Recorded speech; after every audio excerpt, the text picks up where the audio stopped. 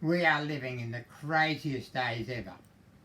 There is one case in Port Macquarie that had been diagnosed as COVID-19 disease, and she's a 14-year-old girl. She's not been overseas. She's not even been in contact with anybody who's had the disease, and they've pretty well shut down the school and disinfected the classroom and the bus and everything else, saying that she's contaminated, when there is absolutely no evidence that she's been exposed to it from anywhere. The only other two cases in Port Macquarie are old people that have been on holidays overseas and brought the virus back with them.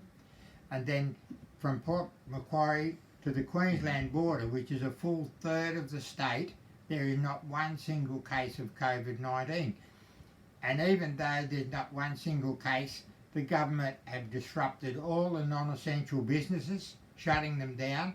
They're disrupting all the schools, telling the parents that they can keep their kids home, or else the parents are so afraid to send their kids to school that they're keeping them home anyway.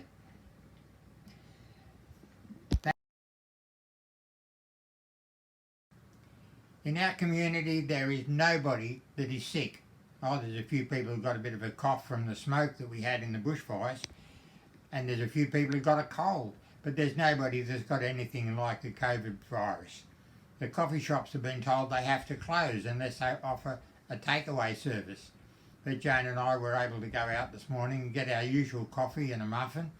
They're stacked up all their tables. They can't have table service anymore. But thankfully they're going to stay open for takeaway coffees.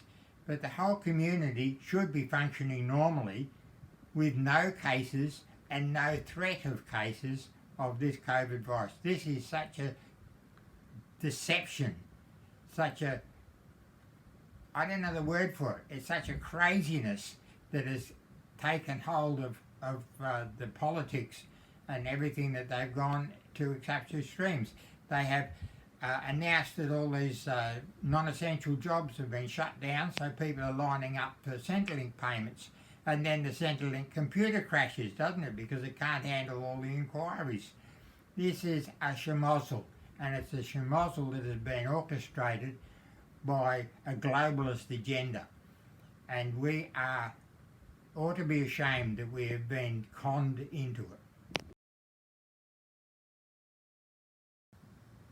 You may well think you want to laugh at this as if I'm brushing it off and say, what about Italy?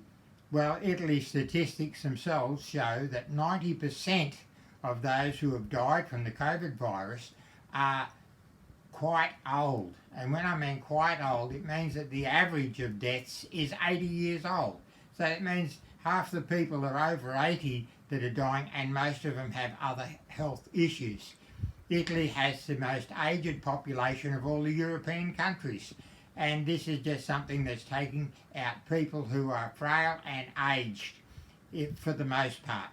And Australia is not Italy. We are not crowded in like many other places. We're a land of wide open spaces, and most of the country does not need this government interference. Sure, it is a nasty flu, I grant that, and sure it is contagious, but it doesn't warrant the disruption of all of the economy, all of the medical services, all of the industry in our country. It is just bizarre to see what is happening.